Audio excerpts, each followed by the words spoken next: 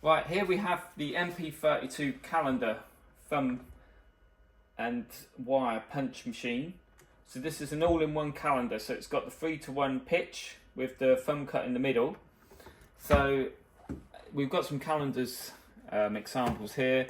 This is one from a local designer who's created calendars. Instead of a calendar hanger, which is what we're going to show you here, he's used the wire binding and then with a hole punched or drilled through using one of these paper drills over here.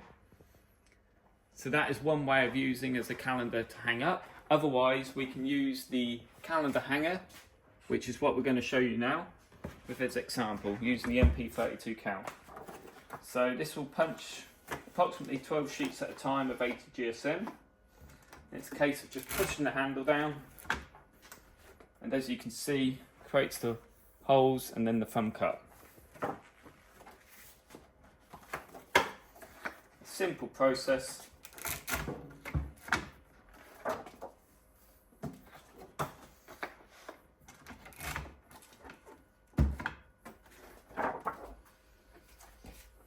You've got your punched calendar, and the key thing is to usually put the back page at the front when binding. So then we get our wire, an A4 length we can do here.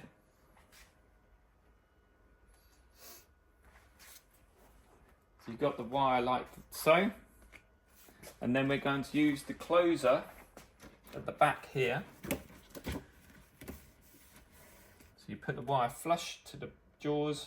You have to set the size on using these screws here. And simple process again, closes, and then the back page will hide where it's been closed. So we put the back page there and creates a neat finish. Now here you can see we've got to take the wire out. So to do that, you just need some wire clippers. And what we're going to do is literally clip the wire. Then you've got your clearance for the hanger. So here we've got different hangers. Normally for this type of production is using a 57mm, a short hanger. We do have hangers, this is an 80mm length one. We do 120, 150,